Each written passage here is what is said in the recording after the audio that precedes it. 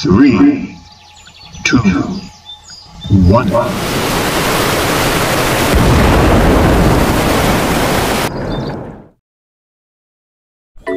At ito, kamukha ng kapitbahay mong mapiling. Lupa naman, kapagkut. Kapagkut po ang tawag nito dito sa Masinloc. Lahi po ito ng mga trigger fish o mga papakol. Ang ganitong trigger fish ay hindi na masyadong lumalaki. Paano masabi? Pero itong nasa silong ng malaking bato ay lumalaki. Pero Parang may nahawi hindi ako ito hindi maganda. pwedeng Di totoo yan. ulamin dahil fingers ang hatol dyan. Di totoo Ito yan. na lang sana. Bola lang yan. Nakaalis ang bumabahay sa butas na yun. Bahay po yun ng isang pugita. Kaya ito na lang ang papanain. Patay kang baya-baya ka. Yan po, yung tawag po dito ng isda na yan ay baya-baya. Yan po ay lahi ng squarer. O big eye squarer fish sabi nila. Pero dito yan, baya-baya o ibdani. Kasi kulay pula. At dito, habang tumitingin-tingin tayo at may nakita tayong napakalapad at parang lamisang koras. At nung sinulungan ko, ayun, may bumungad na isang gintong isda. Patay kang isda ka. Sisiksik ka pa dyan eh. Ramo na po yan. Napakamahal yan. Pero napakasarap naman. At sa likod niya, meron akong napansin. Parang may nakatira. At nung binalikan ko, meron na. Isa pa lang. Malaking pugita. At lilinisan natin ang kanyang lungga para madali siyang lumabas. Halika na dito. Labas ka na. Ayan po mga kasilip. At kinikiliti po natin ang pugitang ito para mabilis siyang lumabas. At nung lumabas, marami pala siyang butas. Tatakas ka pa kung saan-saan ka na lumusot. Hoy, halika rito. Kala mo ha, makakatakas ka kay kasilip ha? Patay ka na yun. Isa kang pugita. Pugita. Napakalalim na ng lugar dito, mga kasilip. Dahil napakadilim na ng tubig at ang daming parang gamo-gamong dagat. At ito, totosokin ko ang kanyang ngipin. At ang hirap niyang mamatay. Papalag ka pa, patay ka ngayon. Yan po mga kasilip, patay na ang pugita. At sisisid tayo ulit sa ilaliman ng mundo. Napakadilim. Parang may nahawi ako hindi maganda. Di totoo yan. Paano Ang masabi? liwanag nitong landas ng aking buhay. May namumuti, mga kasilip. At titignan natin isa uling pugita, mga So kasilip. nice. Ano pa bang gagawin? Kikilitin natin. Labas ka dyan, mamang pugita. Uy, lalaban ka. At ayun, uy, lumalon pa nga. At napakagaling magkumupits. Pero, halika rito. Hindi ka makapagtatago sa akin. Patay ka ngayon, pugita ka. Nice. Napakaraming pugita po dito sa dagat ng Masinloc, Zambales dahil napapanahon ito at kinagat ko na nga. Pero gusto niyang agawin ang snorkel ko. Ngunit patay pa rin siya, mga kasili. At maghahanap pa tayo. Baka may mga katabi pa tong pugita na to. Oh, ano yun? Biglang kumalabit ang aking pana. Paano masabi? At may malak pa lang pusit. Nako, napakasarap nito mga kasilip. Iitim na naman ang aking sinigang. Napakamahal pa naman ng pusit na yun. At isa itong pinakamasarap na sasabawan ko, mga kasilip.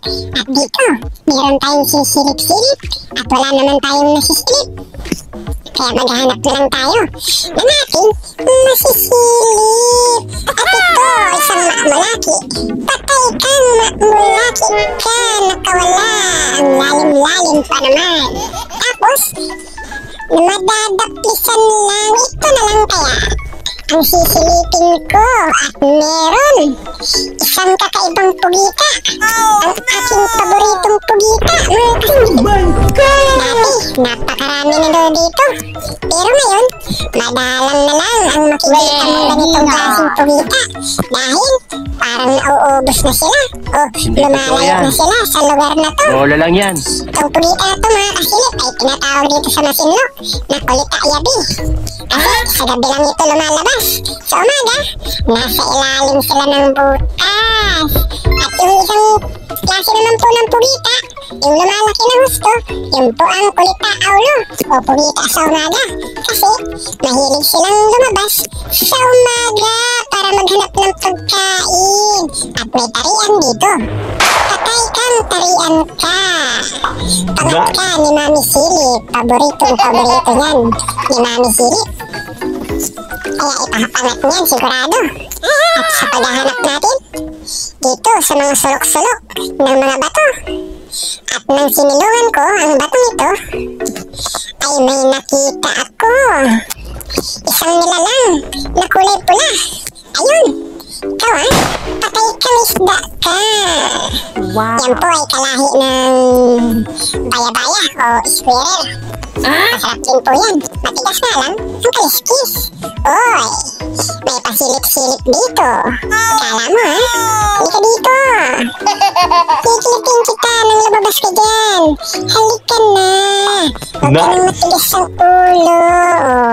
Lalabas ka rin pala Ay, bumuga pa nga ng tinta. Dito to yan. Dito. Yari ka na yun. Napakakapit mong kulita ka Itong sayo. Let's to let's. Let's to mga kaibigan. Kinagat ko na.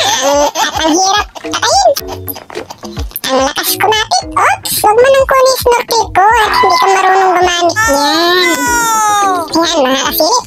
At namatay na ang kulita. At maghahanap pa tayo. Meron pa ako nakikita ditong namumuti. Ayun! Wow! Magkakatabi lang ang mga pugita dito mga kasilip. At kikilipin natin. Halika dito, isa ka pa. Op. Tatatas ka pa.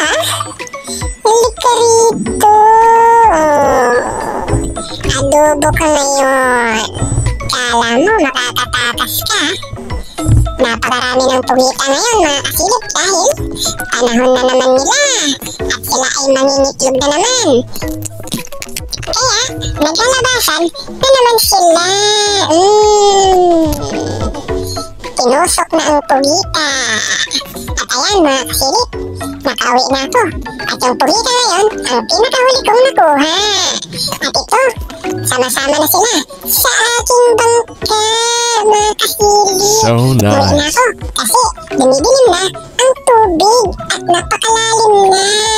Sabi na nila, nasa na ang liwanag. Ayusin mo! Hoy! Ang nyo! Kahiin nyo! Ayan po mga kasilip.